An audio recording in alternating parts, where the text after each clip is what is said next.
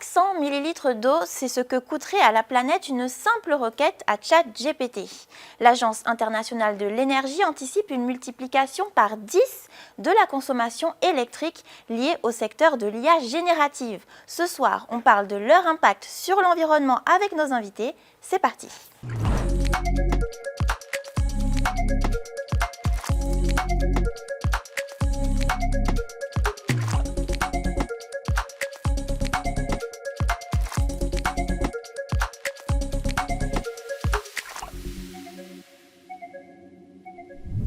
Yorana Tayamiti. Yorana Manon. Alors donc tu es consultant et développeur en IA. Donc tu as dû voir comme beaucoup cette espèce d'avalanche d'images générées sur nos réseaux sociaux, notamment la tendance Ghibli et puis les fameux starter packs. Il y a des chiffres qui reviennent souvent. 500 millilitres d'eau consommée par requête adressée à ChatGPT, des tendances qui semblent coûter cher donc à la planète. Comment on explique que ça consomme autant d'eau notamment ? Oui, en fait, ça consomme énormément d'eau parce qu'aujourd'hui, pour générer une image, on fait appel à les derniers modèles, les modèles dernière génération, par exemple de ChatGPT, qui sont très gourmands en calcul. Donc, il faut imaginer qu'il y a des grosses serveurs, salles de serveurs avec énormément d'ordinateurs qui travaillent pour pouvoir répondre à votre requête. Et donc, pour refroidir tout ce gros système, on a besoin d'une infrastructure qui utilise de l'eau. Et je ne sais pas si vous avez déjà vu une centrale nucléaire avec le petit chapiteau et de la fumée qui en sort. C'est la même chose, c'est l'eau qui s'évapore en fait avec la chaleur pour pouvoir maintenir tous ces systèmes en température de fonctionnement. Donc consommation d'eau et puis consommation d'électricité aussi. Voilà, oui. En général, il n'y a pas que la consommation en eau, c'est surtout aussi la consommation en énergie. Et d'ailleurs, on peut faire un parallèle derrière entre ce que ça représente de faire en énergie, de faire une requête sur ChatGPT et par exemple de faire du streaming sur une vidéo TikTok ou autre. Et je crois qu'une petite requête sur ChatGPT, l'équivalent à peu près c'est 2 à 3 minutes de streaming. Donc ça vous donne un peu une idée du type de consommation. D'ailleurs, pour une image, en général, ça va valoir à peu près 20 minutes de vidéo. Voilà. Ok, alors on a tendance à poser un petit peu tout et n'importe quoi comme question aux IA, mais en fait avant il y avait les moteurs de recherche, ils existent toujours d'ailleurs. Est-ce que finalement une requête à Google ça coûte autant d'énergie qu'une requête à ChatGPT ? Alors non, parce que Google a la chance d'avoir pu optimiser ses systèmes depuis beaucoup plus longtemps. Et du coup, aujourd'hui, ils ont des systèmes assez performants. Et je crois que c'est à peu près 10 fois moins coûteux de faire une requête Google que d'en faire une sur ChatGPT, par exemple. Et qu'est-ce qui consomme le plus ? Demander à générer une image comme un starter pack, ou bien un texte ou un son ?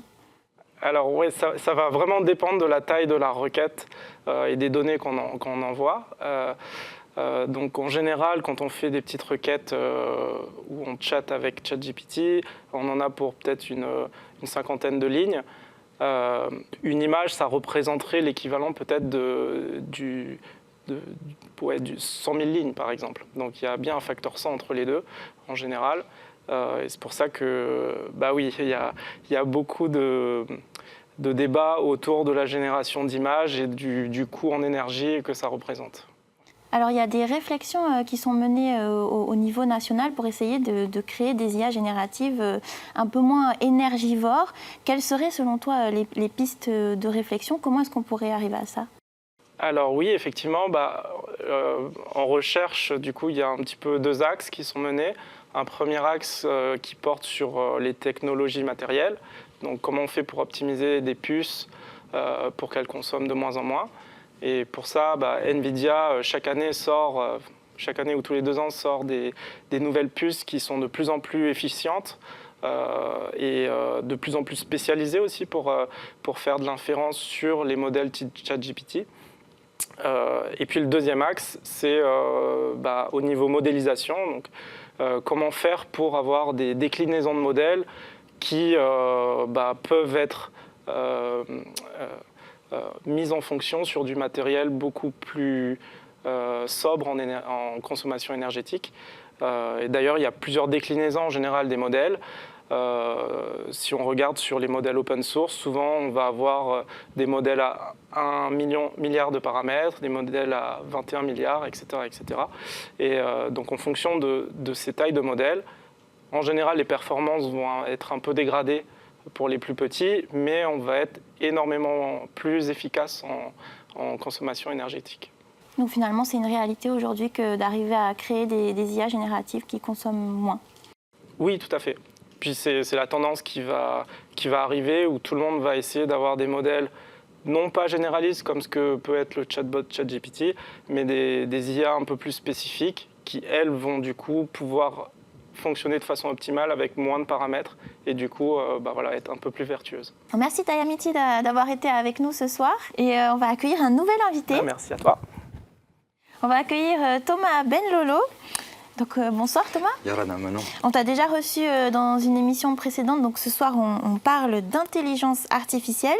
Aujourd'hui dans les entreprises, les IA génératives sont de plus en plus utilisées. Qu'est-ce que tu conseillerais à un chef d'entreprise qui a envie quand même de limiter son impact environnemental, mais de continuer à utiliser des IA génératives? Je lui conseillerais d'abord d'inclure l'IA dans une stratégie et que au cœur de cette stratégie, il y ait justement cette responsabilité environnementale, responsabilité sociale et environnementale inclue dans une stratégie et que après tout tourne autour de cette stratégie, y compris le numérique, l'IA, pour le rendre compatible avec les impacts environnementaux. Après, je peux vous donner des petits conseils opérationnels.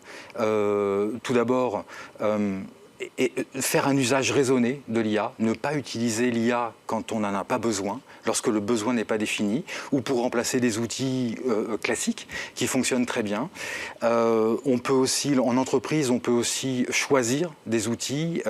Tayamiti l'a dit, il y a des infrastructures qui sont plus vertes, qui sont plus bas carbone que d'autres.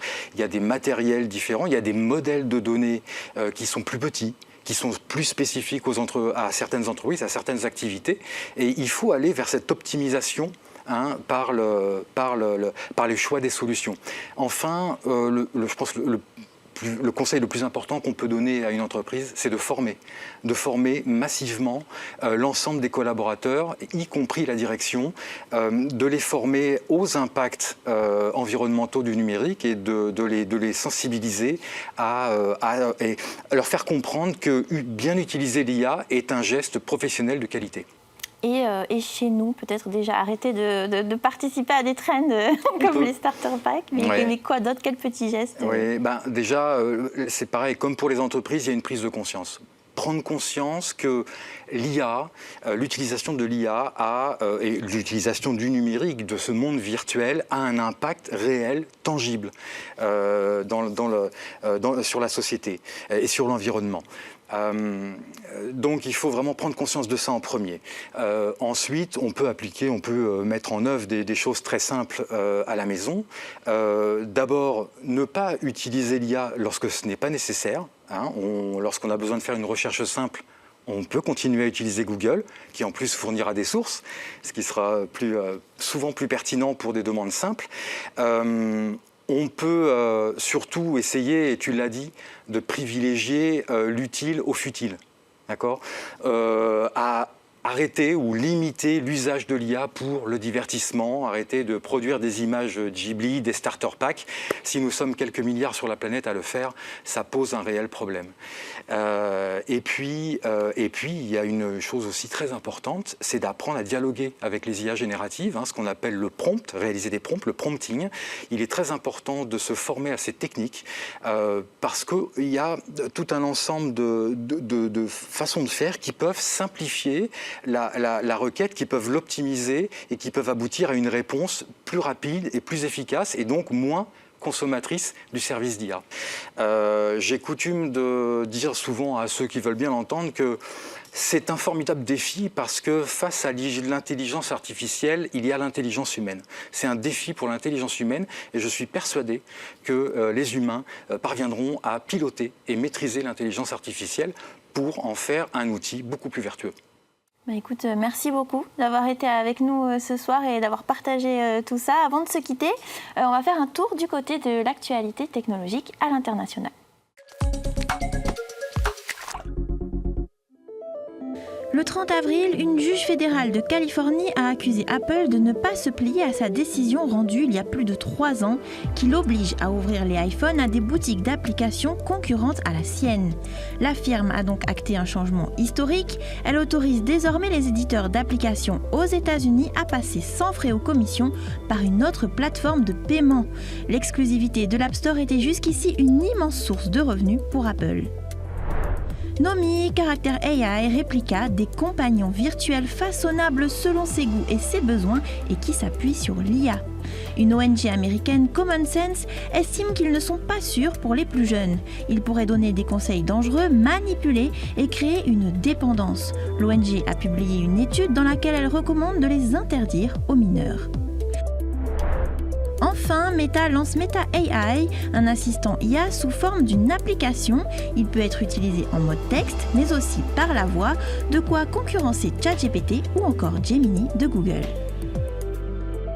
Merci d'avoir suivi ce numéro de Métafénois. On se retrouve la semaine prochaine. En attendant, restez connectés.